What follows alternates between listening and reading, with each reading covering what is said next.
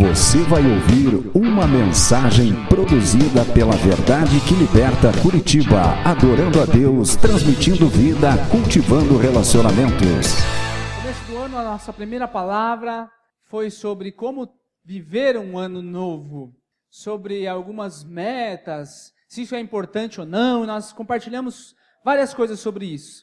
E hoje eu gostaria de compartilhar contigo algo que também não é um segredo, porque está na palavra, mas como ter um ano novo feliz. Nós vamos olhar um pouco para a vida desse homem que foi extraordinário. Deixa aberto ali, nós já vamos ler. Deixa eu falar algumas coisinhas para você, para nós entrarmos nesse texto, você já entendendo um pouquinho mais do contexto do que ele está falando aqui. O apóstolo Paulo foi o ungido de Deus aqui para escrever essa carta aos Filipenses. E quando ele escreve, você pode olhar pelo contexto ali que ele era maravilhosamente guiado por Deus. O raciocínio de Paulo, ele excede aos dos homens comuns da sua época. Nós sabemos que Paulo teve uma instrução muito grande, que Paulo era um cara muito zeloso, ao ponto de ele chegar ao entendimento de que ele precisava tirar a vida daqueles primeiros cristãos, porque eles estavam indo contra a palavra de Deus. E ele de fato começa a vida dele assim, mas ele tem um profundo encontro com Jesus. E nesse profundo encontro ocorre uma transformação interior. E esse mesmo ímpeto que ele tinha em tirar a vida dos outros por um certo zelo da palavra, agora ele transfere para a vida de Jesus. E Jesus transforma a vida desse camarada de tal maneira, querido, que cerca de 50% do que nós conhecemos hoje como o Novo Testamento foi deixado por ele, foi escrito por ele. E essa carta aos Filipenses, ela nos traz um ponto de vista muito interessante. E eu tentei associar isso aqui para como ter um ano novo feliz. Nós vamos encontrar aqui 3 palavras-chave dentro desse texto. E o primeiro conceito que você precisa entender é que campeões, eles não nascem de um dia para o outro. Diga assim, campeões, eles se tornam. Se você estudar um pouquinho a história dos grandes desportistas, você vai perceber que todos eles, sem exceção, os maiores, eles tinham sim um talento natural, uma facilidade, mas eles pagaram um preço maior do que os outros companheiros que não tinham tanta facilidade para ser quem era. Michael Jordan era um deles. Se você puder assistir um documentário, você vai ver que quantos arremessos ele fazia, quanto tempo ele ficava lá arremessando mais do que os outros. O nosso Oscar Schmidt do Brasil também. Quanto tempo ele ficava treinando mais do que os outros. Os grandes cobradores de falta, quanto tempo eles ficavam treinando muito mais do que os outros.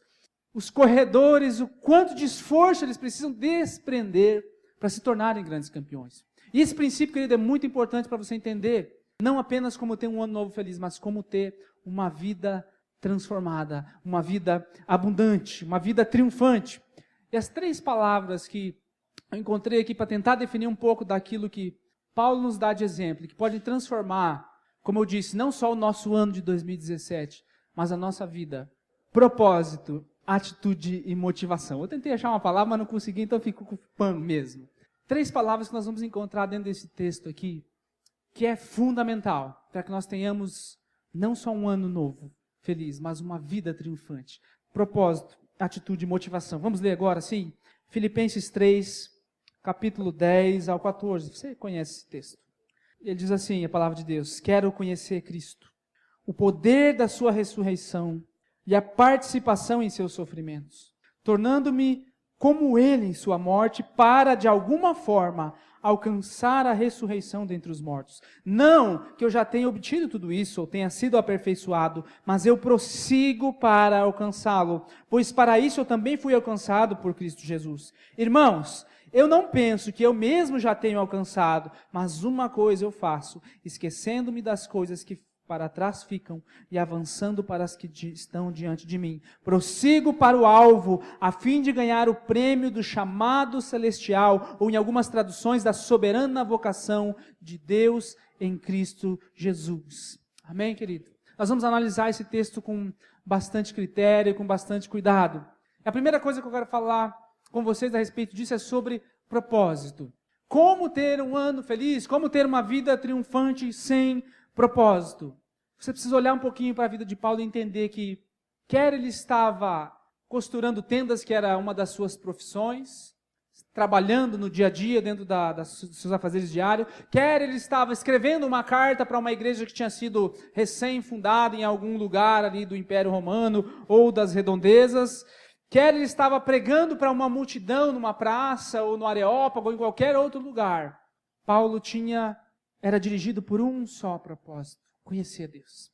É isso que motivava Paulo quando ele estava costurando suas tendas. É isso que motivava Paulo quando ele estava escrevendo as suas cartas. É isso que motivava Paulo quando ele estava pregando em algum lugar ou conversando com alguma pessoa. Ele tinha um propósito na sua mente. Ele estava dirigindo a sua vida baseada num propósito. E que propósito era esse? Não era de ter uma aposentadoria boa no fim da vida. Não era de construir coisas materiais.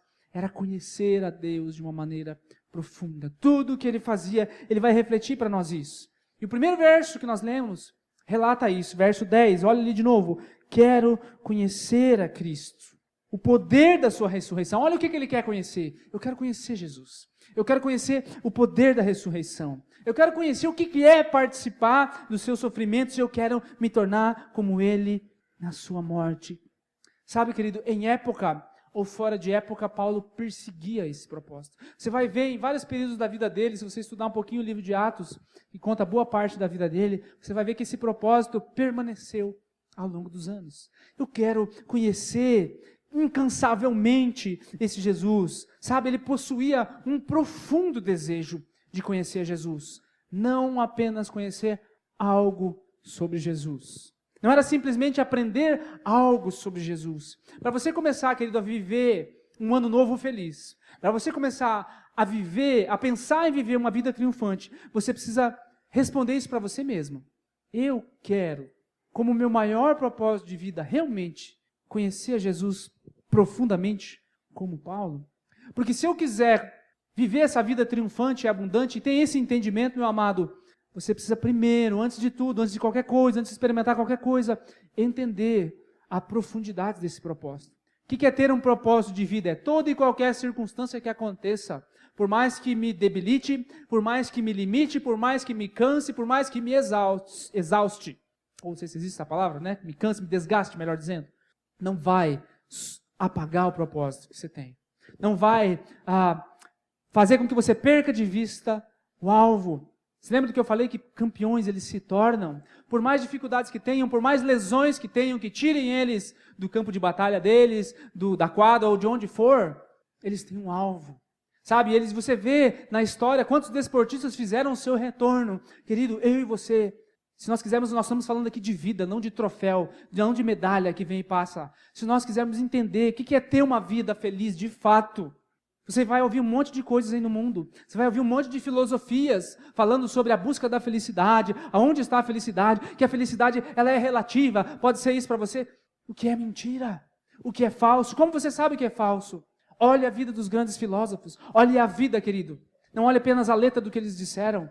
Olha se isso resolveu para algum deles ou não.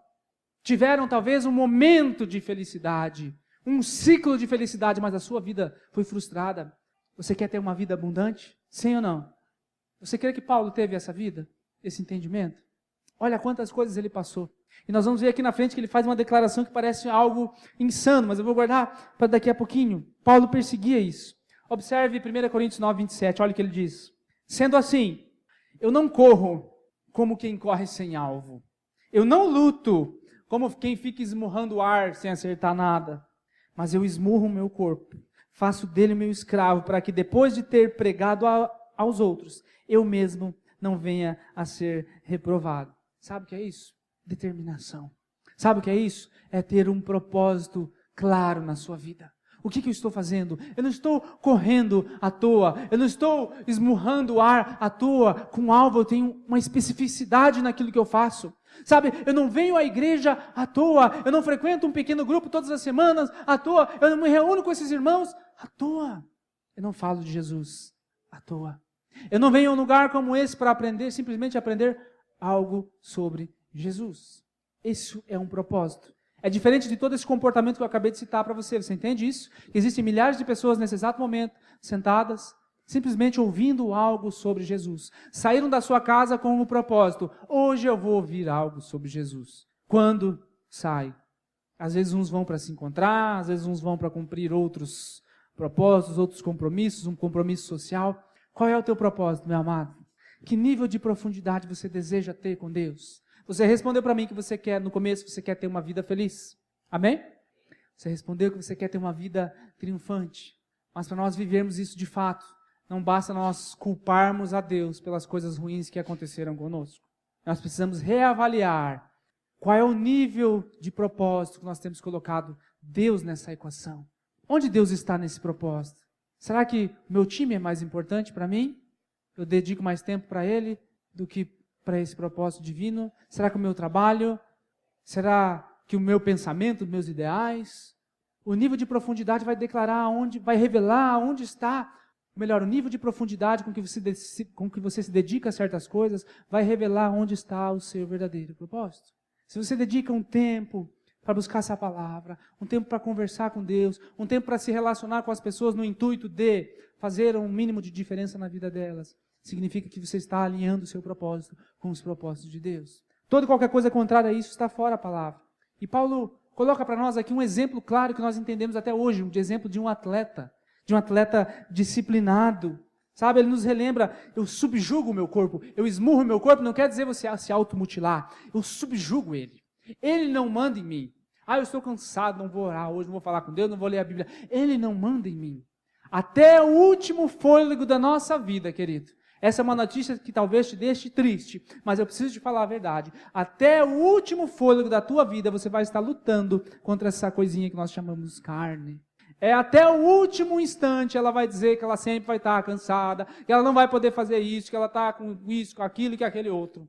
Ela nunca irá se converter. É por isso que nós receberemos um corpo glorificado, amém? Nós já vamos ver, confirmar isso aqui.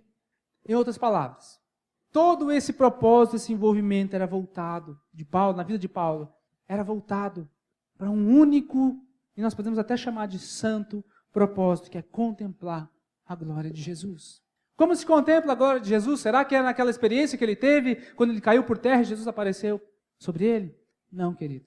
Nós temos N oportunidades na vida de contemplarmos a glória de Jesus expressa através das pessoas. Sabe, quando você vê um pecador se arrependendo, quando você vê alguém que tem um pensamento totalmente deturpado e vive insistindo em coisas que todo mundo sabe que é errado, mas ele nunca muda.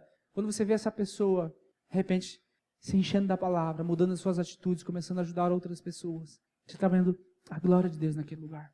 Sabe, quando você começa a falar de Jesus através dos primeiros passos ou de qualquer outra ferramenta, onde você começa a plantar a palavra de Deus, e você olha nos olhos da pessoa, e se você já teve essa experiência, você sabe do que eu estou falando, você vê os olhos dela brilhando, que é o Espírito Santo convencendo aquela pessoa, o João 8,32, conhecendo a verdade vai nos libertando, você está vendo naquele momento, ou você viu naquele momento, a glória de Jesus sendo expressa.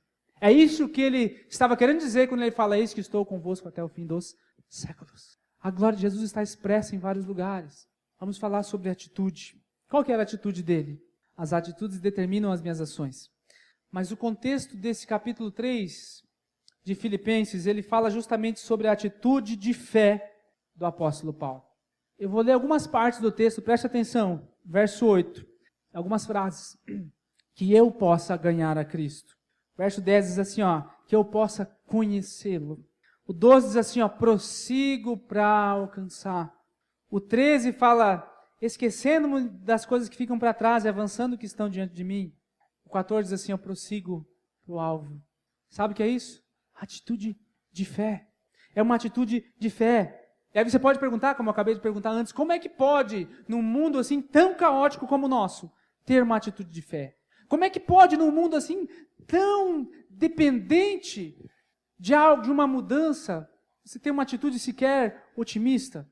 Quando nós olhamos apenas para o nosso coração, quando nós olhamos apenas para aquilo que nós conhecemos, que nós sabemos que está aqui, e tentamos buscar as respostas aqui dentro, nós ficamos desencorajados. Sabe, você olha para o mundo aí fora, você olha para as coisas ruins acontecendo, e você olha de novo para você, tentando buscar a resposta, você fica desencorajado. Quando você olha apenas para o mundo confuso, olha apenas para lá, você se sente oprimido. Já parou para pensar nisso? Se você principalmente assistir um Cidade Alerta, alguma coisa assim, e ver essas notícias, você se sente oprimido, meu Deus. Sente medo até de sair de casa, não dá, é uma desgraça total. Se você olhar para você mesmo, você se sente desencorajado. Se você olhar para fora, você se sente oprimido. Mas se você olhar para Jesus, como Paulo olhou, algo diferente acontece. Quando você olha para Jesus, você encontra uma razão para ter esperança e para ter otimismo. Você entende?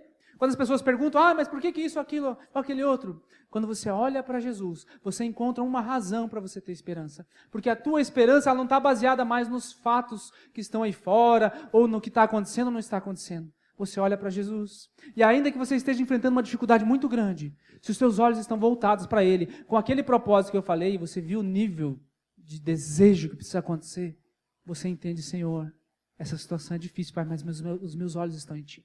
Há esperança aqui, Senhor. O Senhor vai intervir em algum momento, Pai, Tu vai me dar sabedoria. E a Bíblia nos ensina, meu querido, que essa espécie de atitude começa quando alguém nasce de novo. Sabe, essa atitude de fé começa quando alguém nasce de novo. Você se lembra quando você conheceu Jesus?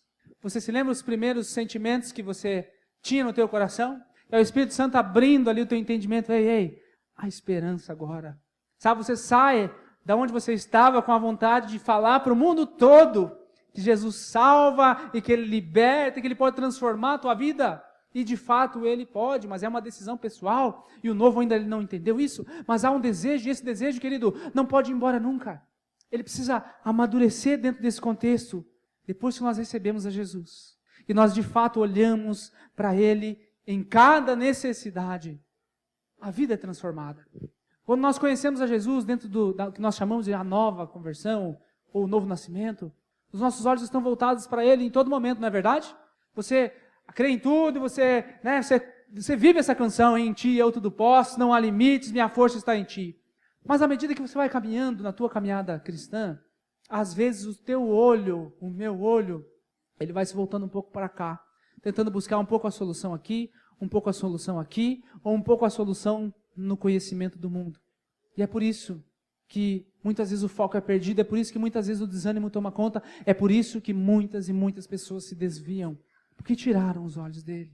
Atitude de fé. Diga assim, atitude de fé. Esse é o conselho das Escrituras. Capítulo 4, versículo 4, do mesmo livro de Filipenses, Paulo diz assim que ele faz aquela declaração que eu falei para vocês que é meio contraditória. Alegrem-se sempre no Senhor. Outra vez eu te digo, alegrem-se. Sabe qual é o contexto disso? Sabe aonde ele está, de onde ele está escrevendo isso? De uma prisão domiciliar em Roma. Ele está preso. E o que passa no coração de Paulo é que provavelmente ele vai ser executado, provavelmente ele vai ser mandado para alguma daquelas arenas, provavelmente ele vai ser torturado. E dentro dessa prisão domiciliar é onde ele escreve essa carta, e é onde ele escreve essa frase que parece sem sentido. Alegrem-se. E aí ele ressalta, outra vez eu digo, alegrem-se sempre no Senhor. Você entende que isso é uma atitude de fé, sim ou não? Amém, querido? É um homem que tem um propósito. É um homem que, por mais que as circunstâncias da vida quebraram um pouco os planos dele, que ele estava querendo ir para a Espanha, depois vocês entendem um contexto em outro momento, ele continua com a mesma atitude de fé. Ei, pessoal, alegrem-se no Senhor. Outra vez, alegrem-se. E observe essa expressão, prossigo. A vida cristã, ela não é um piquenique. Vamos lá, vamos comer, vamos nos reunir com nossos irmãozinhos. Você trouxe um sanduíche, eu trouxe aqui a carne, agora vamos lá, e daí vamos comer um monte, depois, vamos descansar um pouco, a gente já comeu bastante. Agora vamos brincar um pouquinho, vamos jogar um videogame. Vamos lá, vamos cantar um pouquinho. Isso não é a vida cristã, querido. A vida cristã, ela envolve determinação. Ela não é para qualquer um mesmo. Ela requer disciplina. E essa expressão prossigo, ela é cheia de energia. Sabe, não é assim, eu prossigo para o alvo. Eu prossigo para o alvo. Sabe, é como diz aquela expressão que o pessoal diz aí nos esportes, sangue no olho, assim, eu prossigo para o alvo. Significa que ela é cheia de energia, ela envolve ação. É verdade. Efésios 2:10 diz, que não é só por obra, nós somos salvos pela graça, melhor dizer, nós somos salvos pela graça, não pelas obras. Mas, meu amado, Efésios 2:10 que diz que em Cristo nós fomos criados para fazer boas obras. É fato que nós somos salvos pela graça, sim, mas em Cristo nós somos criados para fazer boas obras. Por isso, a vida cristã, ela envolve atitude. Você consegue entender a mente de Deus quando Ele ouve alguém dizendo assim: Senhor, o Senhor me abandonou, o Senhor não gosta mais de mim, o Senhor me deixou acontecer isso e aquilo, o Senhor me tirou essa e tal pessoa. Você consegue imaginar Deus ouvindo uma oração dessa, vindo de uma pessoa que não tem um mínimo de compromisso com Ele, que não tem um mínimo de motivação para conhecer a Ele? Você consegue imaginar um pouco isso, querido? Quando nós olhamos para Deus, nós precisamos contemplar o que Ele é: Deus, o Criador de todas as coisas, o soberano de todas as coisas, que nos deu uma oportunidade chamada vida, para nós decidirmos, por nossa própria conta e risco, se nós queremos passar uma eternidade com Ele, e para isso nós precisamos buscá-lo enquanto estamos aqui, ou queremos viver esse período de tempo da maneira como nós achamos melhor. Atitude de fé. E o último deles, Filipenses 3,14. Prossigo para o alvo pelo prêmio da soberana vocação de Deus em Cristo Jesus. Paulo, ele também tinha uma grande motivação. E essa motivação está expressa aqui de uma maneira extraordinária. Prêmio da soberana vocação de Deus. Lá no capítulo 9 de Coríntios, ele ainda diz assim: vocês não sabem que dentre todos os que correm no estádio, apenas um ganha o prêmio? Entre todo mundo que corre nas Olimpíadas, só tem um que ganha medalha de ouro. E eu grifei aqui: corram de tal maneira que alcancem o prêmio. Sabe o que ele está dizendo? Se for para você entrar nesse negócio, entre de corpo e alma. Se for para você buscar Jesus, olha, não seja frouxo, não fique no meio, busque, entre de corpo e alma, use toda a tua energia, toda a força do teu pensamento, com tudo que tem no teu ser, prossiga para esse alvo. Ele coloca, olha, corra de tal maneira que alcance o prêmio. E ele coloca mais um exemplo: todos os que competem nos jogos se submetem a um treinamento rigoroso. Por que é que muitos de nós, meu amado, desertamos nas primeiras dificuldades? Nós estamos correndo atrás de um negócio que vai marcar não a história do mundo, mas vai marcar a história da eternidade. As pessoas que conseguiram ganhar uma medalha de ouro, elas estão marcadas na história. Há uma coroa de vida eterna preparada para você. E essa coroa, ela não é como uma medalha de ouro que ela vai sumir um dia. Você está falando de eternidade. E ele fala assim, se for para você correr, corra. Se submeta a um treinamento rigoroso, não importa o quão seja. O que Paulo coloca antes ali para nós? Esquecendo-me das coisas que para trás ficam. Sabe por que muitas pessoas não conseguem crescer espiritualmente? Porque elas não se desvencilham do seu passado. Elas não conseguem esquecer das coisas que ficaram para trás. Elas continuam vivendo ali atrás. E aí ficam estagnadas. Qual era a motivação de Paulo? Soberana vocação. Soberana vocação. Sabe o que isso quer dizer? Paulo viveu na esperança desse grande futuro. Ele coloca para nós ali algo extraordinário a partir do verso 20 desse mesmo capítulo. Olha lá comigo, querido. A nossa cidadania, porém, está é de lá, de onde esperamos ansiosamente o Salvador, o Senhor Jesus Cristo. Pelo poder que o capacita a colocar todas as coisas debaixo do seu domínio. Olha a nossa recompensa. Ele transformará os nossos corpos humilhados para serem semelhantes ao seu corpo glorioso. Você se lembra do corpo glorioso de Jesus? Onde estavam lá os discípulos reunidos, a portas trancadas, de repente Jesus, parece esse filme, de ficção científica, atravessa a parede, paz seja convosco. Oh Senhor! Onde os discípulos caminhando com ele no caminho de Emaús não reconheceram a sua face, que provavelmente já estava aperfeiçoada. Quem é esse? Sabe, quando ele estava lá na praia, eles vinham da pescaria, será que é o mestre? E quando ele começou a falar, eles reconheceram ele. Que corpo glorificado era esse? Onde ele tinha as marcas da cruz. Ei, Tomé, põe as mãos aqui. Veja, mas a morte não me pega mais. Esse mesmo corpo glorificado que foi transladado aos céus, enquanto ele diz aquelas palavras maravilhosas de Mateus 28. É isso que Paulo está falando aqui. Ele transformará os nossos corpos humilhados para serem semelhantes a Ele. Ele ansiava, querido, pela vinda do Senhor. Essa era uma das motivações de Paulo e essa deve ser uma das nossas motivações. Que glória a Deus que eu não vou ficar preso a esse corpo falho, que à medida que os anos passam ele vai me deixando na mão, a visão já não está mais a mesma, os cabelos vão deixando você, às vezes o peso você não consegue controlar mais, já vai tendo dor em tudo que é lugar. Glória a Deus, você pode dizer um glória a Deus? A não ser que você está gostando, quando tiver seus 90 e poucos lá, das coisas que acontecem.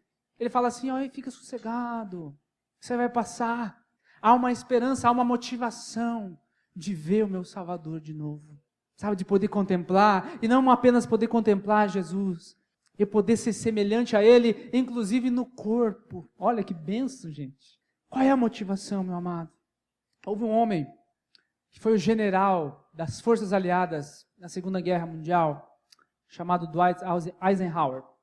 Ele era um americano e recebeu a incumbência lá de liderar as tropas aliadas. E foi de fundamental importância para a invasão da Normandia, que deu início lá ao final da Segunda Guerra. Depois ele se candidatou a presidente dos Estados Unidos e ganhou. E quando ele era presidente dos Estados Unidos, em um determinado momento do seu mandato, ele foi visitar uma igreja, a igreja da sua esposa, uma cidade chamada Denver, no Colorado, num culto de manhã. Lá eles têm o costume de ter o seu culto de manhã.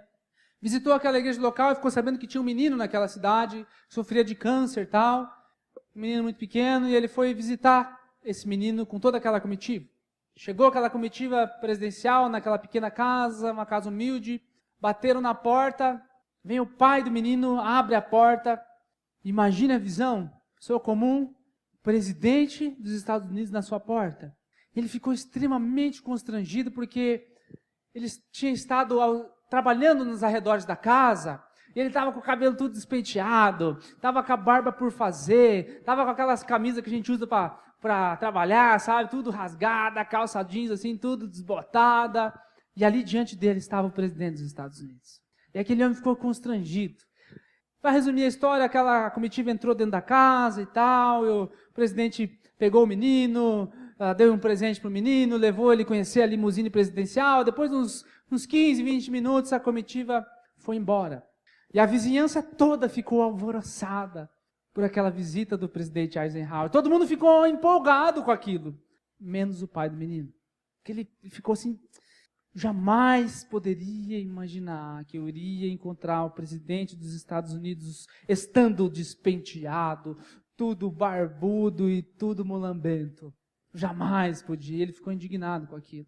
Resumindo, querido, num dia qualquer como esse, Jesus vai voltar. Num dia qualquer como esse, talvez eu e você venhamos a não viver mais. Num dia como esse, nós vamos encontrar alguém muito mais importante do que um presidente de qualquer país que seja do mundo. E o que nós fazemos agora é o que vai determinar se nós estaremos despenteados, mal vestidos, com barba por fazer diante dele. E num dia qualquer como esse, Paulo foi levado a uma arena, quando Nero, um dos imperadores mais cruéis que Roma já conheceu, era o imperador, e teve a sua cabeça decepada, jogada no pó. E você pode ter a certeza que o que estava no coração dele são aquela famosa declaração que ele fez em outra carta: combati o bom combate. Corri a carreira, como toda essa palavra que nós discutimos aqui hoje, com propósito, com atitude e motivação. Guardei a fé. Agora me está reservada uma coroa diante dele. Tenha certeza, querido, que esse era o último pensamento que Paulo tinha naquele momento. Você quer ter um ano novo feliz? Você quer ter uma vida triunfante como esse homem teve? Se coloque de pé, meu amado. Reanalise.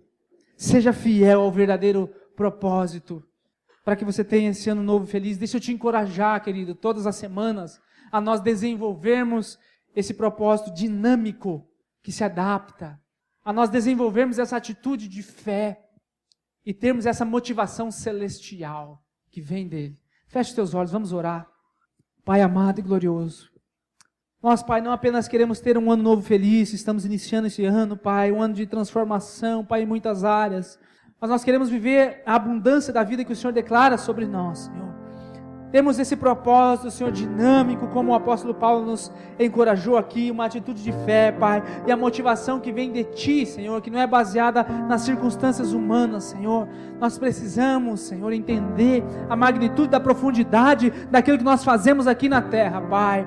Há muitas pessoas, Senhor, precisando de Ti, Senhor.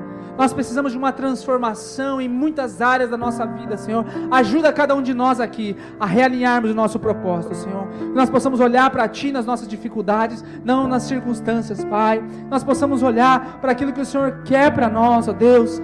para aquilo que o Senhor deseja que nós venhamos a nos realinhar, ó Pai, a corrigir, para que o nosso propósito esteja em Ti, para que a nossa atitude, Pai, ela não venha a ser uma atitude desencorajadora, uma atitude, Senhor, de pouca fé, de desânimo, Senhor, mas uma atitude que estimula outros a olharem para Ti também, ó Deus. Que a nossa motivação, Pai, esteja em Ti, no alto, na coroa de glória que o Senhor quer dar, no reconhecimento que o Senhor tem sobre nós, não que as pessoas expressam sobre nós, Pai. Em nome de Jesus, ó Pai, ajuda cada um que está aqui hoje. Você acabou de ouvir uma mensagem produzida pela Verdade que Liberta Curitiba, adorando a Deus, transmitindo vida, cultivando relacionamentos. Curta nossa página no Facebook, AV Curitiba.